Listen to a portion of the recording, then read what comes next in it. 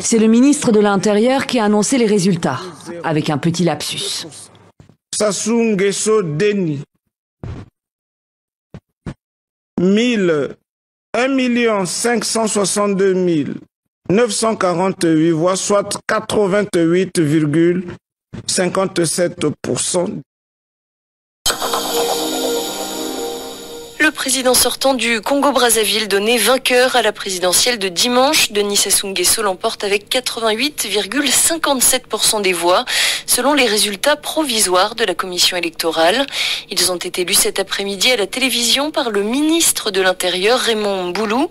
Ils doivent maintenant être validés par la Cour constitutionnelle. Correspondance à Brazzaville de Loïcia Martial. Avec 88,57% de suffrages obtenus, Denis Sassou Nguesso arrive largement devant le regretté opposant Guy Brice Parfait Kolela. 7,84% de voix. Le taux de participation à la présidentielle du dimanche est officiellement de 67,55%. Le président réélu a suivi la publication des résultats en direct à la télévision publique au siège de sa direction de campagne, pris d'assaut par de centaines de militants qui ont chanté et dansé au rythme de la fanfare.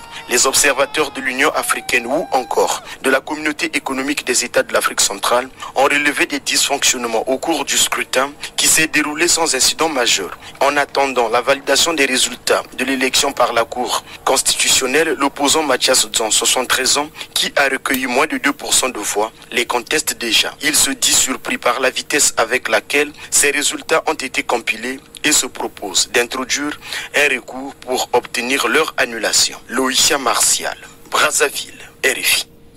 Et si ces résultats sont confirmés par la Cour constitutionnelle, Denis Sassou Nguesso reprendrait donc les rênes du pays pour un 5e mandat, lui qui a déjà passé 36 ans au pouvoir.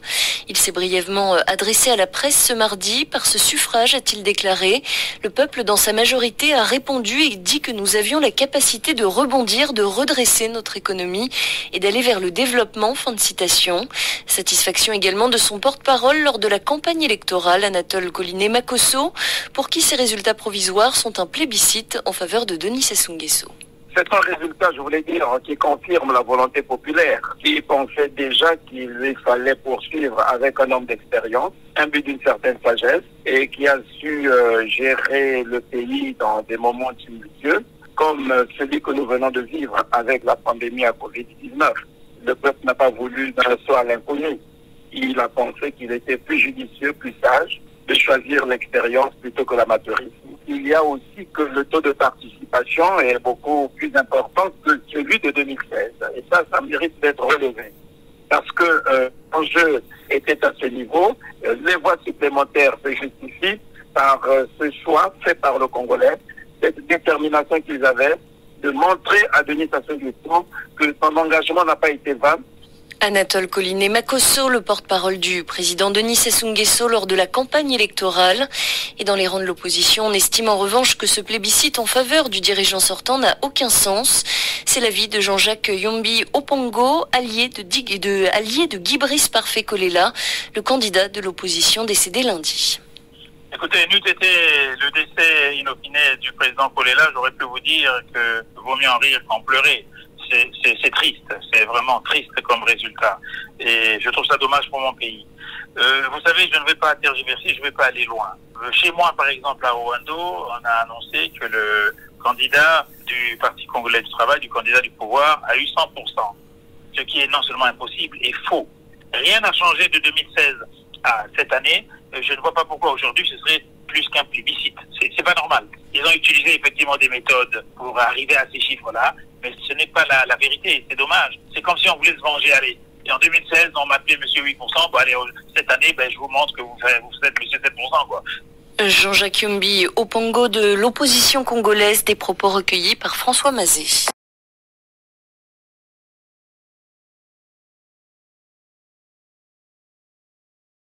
C'est le ministre de l'Intérieur qui a annoncé les résultats, avec un petit lapsus. Sassou Nguesso Deni, 1 562 948 voix, soit 88,57%. 88,57%. Un score aux airs de plébiscite, de raz-de-marée. Aussitôt, Denis Sassou Nguesso est apparu au balcon du siège de son parti, le PTC. À 77 ans, le président sortant est réélu haut la main dès le premier tour. Il rempile donc pour un nouveau mandat de 5 ans. Une victoire saluée par ses partisans. Parce que nous nous disions que sans Denis Sassou Nguesso, le pays ne pouvait pas avancer. La jeunesse du Congo a fait le choix de l'expérience, le choix de la sagesse. Nous sommes plus que ravis parce que notre champion a été déclaré vainqueur.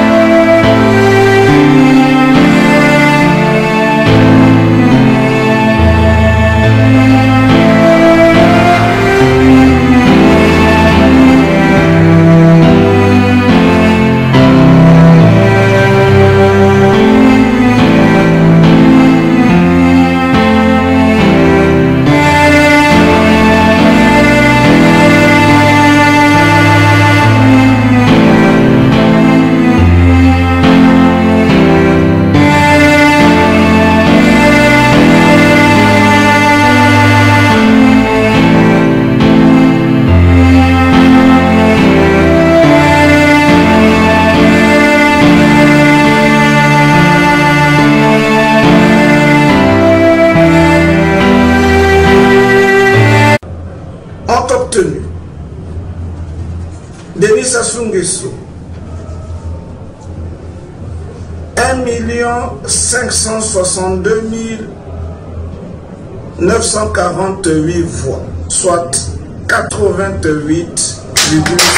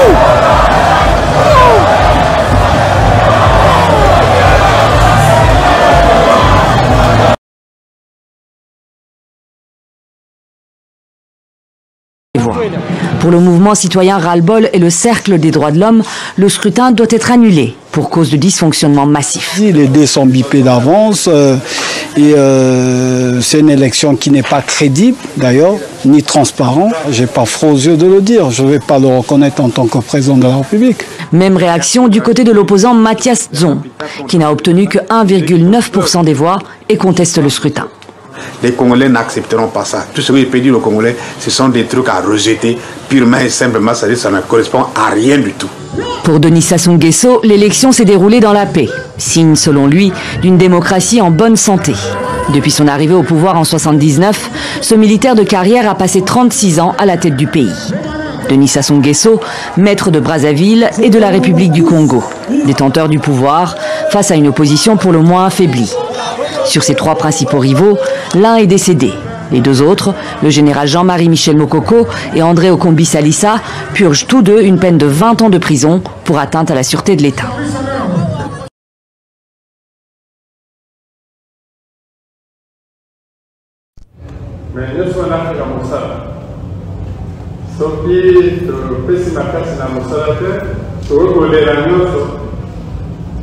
Puis, vous pouvez changer la conduite.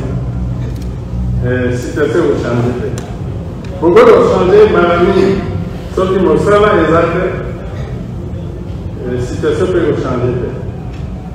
Ou en Ambela, on a passé la Congolais.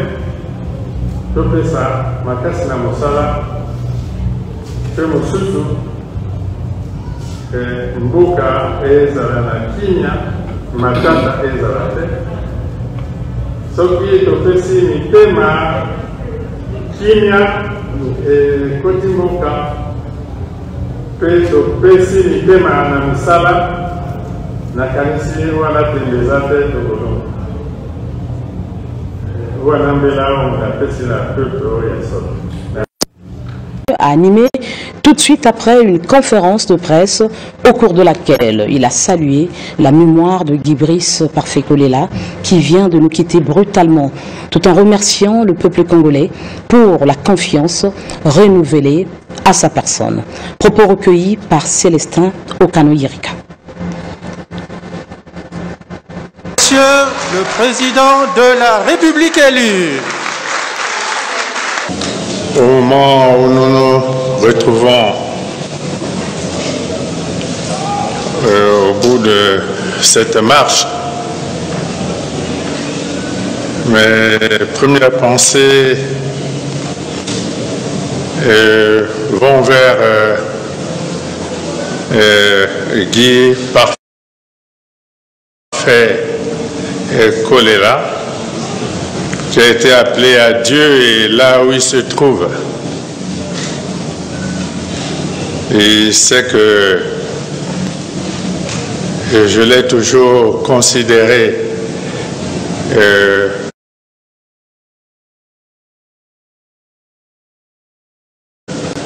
comme mon fils. Ses frères et ses sœurs le savent aussi. Et bien évidemment, il a lutté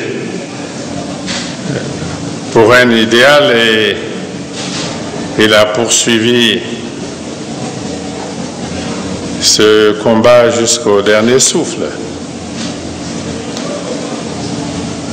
Et il n'y a pas de doute qu'il a toujours recherché le développement de ce pays et le bonheur de son peuple.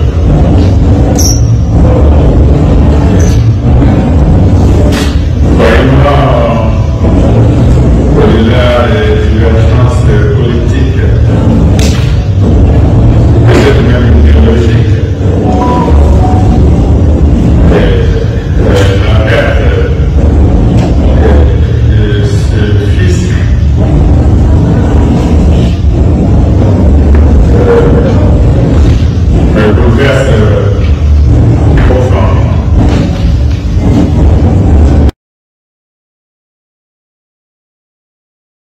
vous savez, ici en Afrique, lorsque un politicien pose un acte négatif, c'est diabolisé partout et c'est médiatisé et diabolisé partout. Mais quand il pose un acte positif, personne n'en parle. Vous voyez, nous étions ici en 2015, le référendum. En 2016, il y a eu des élections ici où il y a eu tellement de problèmes. Mais cette fois-ci, le Congo a organisé une élection d'abord inclusive. Cette élection est inclusive et il n'y a pas eu de problème majeur. Pourquoi vous la qualifiez d'inclusive? Je qualifie non, inclusive. Ces élections ont été, d'abord, les dossiers de candidature ont été reconnus sur la base de la démocratie. Vous voyez? Parce que ce qui est important, il faudrait que les Africains reconnaissent d'abord le respect des institutions. C'est très important parce que tous nos problèmes viennent de là. Nous les Africains, si vous voyez, il y a des candidats, des politiciens qui respectent les institutions de l'Europe. Or pourtant, ici en Afrique, personne ne veut respecter les institutions. Donc ici, il y a eu les institutions, les gens ont respecté ces institutions-là. Et aujourd'hui, ces élections nous qualifions parce que chez moi, en Côte d'Ivoire, je suis ivoirien. Vous voyez, quand on parle d'une élection, à 6 mois des élections, mais la population quitte le pays, ils se réfugient dans les pays voisins. Vous voyez, mais ici au Congo, cette élection inclusive, ça a été comme une fête nationale. Et c'est ce que nous voudrons en Afrique. C'est ce que nous voudrons en Afrique. Il faut être à mesure de saluer parce que le ministre de l'Intérieur a fait des efforts pour que ces élections soient crédibles, libres et transparentes. Vous voyez? Donc, alors, tout juste à vos côtés, il y a M. Pasco Alfred Célessan. Il est chef de la mission de l'ONG Observatoire panafricain des missions d'observation. Est-ce que vous appréciez, vous également, disons, la maturité de cette démocratie en République du Congo? Merci, Madame la Directrice. Effectivement, j'apprécie vraiment et j'affirme la maturité du peuple congolais parce que, vous savez, moi je viens de la Centrafrique. Alors, les élections étaient passées là-bas, présidentielles et législatives, mais bon, ça n'a pas été comme ce qui vient de se passer ici au Congo. Vous voyez? Donc, je félicite d'abord le peuple congolais, je félicite le gouvernement congolais qui a tout fait pour bien organiser cette élection. Il y a eu, quels sont notamment les éléments qui vous amènent justement à porter cette appréciation? La mission a observé les élections dans au moins 40 bureaux de vote et avec les échanges fluctueux avec d'autres observateurs, il y a pas eu un élément, ça va, il n'y a pas eu un événement, c'est-à-dire quelque chose de grave dans tous les bureaux de vote. Donc vraiment, je félicite le peuple congolais et le gouvernement congolais, précisément la défense et le ministre de l'Intérieur, qui ont d'abord assuré la sécurité du peuple congolais et pour aller voter tranquillement dans la paix. C'est vraiment ce qui m'a vraiment touché, c'est ça quoi. Ok, mais nous avons également monsieur Jean-Marie Gandji Bangaté, il est chef de la mission du plan international pour la démocratie et la paix en Afrique. Alors monsieur Gandji Bangaté, vous également, vous avez assuré votre mission d'observation. Quel est votre constat? Merci beaucoup madame. Avant tout, permettez-moi, au nom de notre mission d'observation électorale, d'adresser les condoléances les plus attristées à un candidat qui est mort soudainement. Nous adressons nos condoléances à sa famille nucléaire, à sa famille politique et l'ensemble de tous les Congolais. Franchement, cela nous attriste car c'est la première fois depuis 30 ans que nous observons de constater qu'un candidat est décédé soudainement comme ça après les élections. Parlant proprement de l'élection présidentielle, dont nous avons été invités et accrédités par le ministère des Affaires étrangères, plus particulièrement le secrétaire général, l'élection présidentielle du 21 mars s'est déroulée dans un contexte de paix. Les électeurs sont sortis massivement pour aller accomplir leur devoir citoyen. Et la plupart de ces électeurs sont sortis plus nombreux dans les villages. Parce que dans les villes, ils sont un peu réfractaires. Et les gens pensent que, parce que le taux de participation dans les villes est faible, en général, ça devait être une élection que les gens sont sortis moins nombreux pour pouvoir aller accomplir leur devoir citoyen. Madame. Vous avez quand même noté une timidité au niveau oui, de la ville. Oui, ça c'est qui est sûr. Il y a une timidité. Hein? Il y a une timidité. Ce qui est très sûr, le matin, l'engouement n'était pas ça. Mais après que les gens sont sortis, ils étaient nombreux à partir de midi, ils étaient nombreux et ils se bousculaient pour pouvoir voter. Et je dirais, madame, quand vous parlez de l'élection, il faudra, n'est-ce pas, voir les acteurs comme la Commission nationale électorale indépendante, la Direction générale des élections et surtout le ministère de l'Intérieur et le ministère des Affaires étrangères qui ont permis à ce que cette élection se passe dans de bonnes conditions. Mais pas pour autant dire qu'il n'y a pas eu de couac. Il y a certaines personnes qui sont arrivées et ils n'avaient pas leur carte d'électeur. D'autres sont arrivés, ils n'avaient pas leur nom sur la liste électorale. Il y a quelques bureaux de vote qui ont ouvert avec un retard léger. Mais dans l'ensemble, tout ce que nous avons constaté n'était pas à mesure d'entacher le bon déroulement de ce scrutin que s'il faut demander, nous allons noter ça à une note de plus de 18 sur 20, madame. Merci beaucoup. Veuillez vous abonner à votre chaîne YouTube Zoom et Focus pour être le premier à recevoir nos nouvelles vidéos. Merci.